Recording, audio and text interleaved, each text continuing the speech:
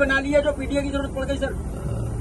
मेरे साथी, पीडीए पहले बना, इंडिया बाद में बना, और उसके बाद मैंने कई मौकों पर कहा कि इंडिया गठबंधन जरूर है, लेकिन हमारी स्ट्रेटेजी पीडीए है और पीडीए ही एनडीए को हराएगा।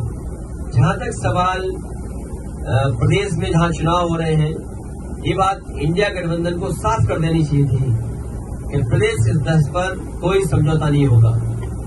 मुझे लगा जब मध्य प्रदेश के नेता ने और उनके जो पूर्व मुख्यमंत्री रहे, उन्होंने हमसे जब बात की और कहा कि आप किन सीटों को चाहते, तो मैंने उत्तर प्रदेश में या मध्य प्रदेश में जो समाजवादी पार्टी की परफॉर्मेंस थी, समय समय के चुनाव में वो पूरी परफॉर्मेंस भेज दी।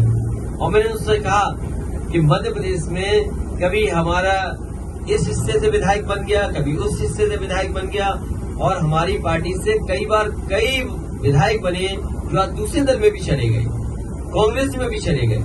और मैंने याद दिलाया कि जिस समय कांग्रेस को समर्थन की जरूरत थी, उसमें सबसे पहले समाजवादी पार्टी के विधायक ने समर्थन किया था और सरकार बनी थी। हम बीजेपी के खिलाफ हैं, और जिस समय भी कांग्रेस के नेताओं से बात हुई, उस समय मैंने कहा कि हम बीजेपी को हराना चाहते हैं, जो हमसे सहयोग लेना चाहो ले लो।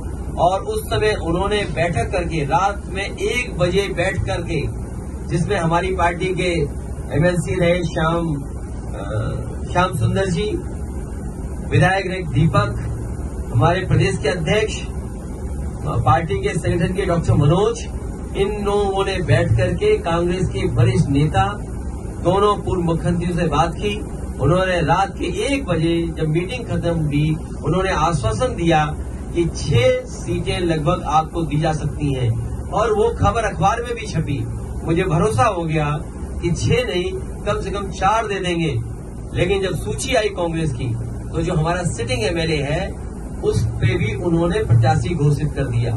इसलिए मजबूरी में समाजवादियों को अपने जहां मजबूत क्षेत्र है, वहां पर कार्यकर्ताओं की भावना को समझते हुए हमें लड़ाना पड़ रहा है। मैं ये भरोसा दिलाता हूं कि समाजवादी पार्टी उन्हीं सीटों पे लड़ेगी जहां पार्टी का संगठन है, या संगठन उनको कहेगा हम बीजेपी को हराना चाहते हैं, उस लक्ष्य में हम लोग आगे बढ़ेंगे। और जहां तक सवाल है एक कांग्रेस नेता के बारे में, आजमगढ़ का रिश्ता समाजवादियों से बहुत गहरा है।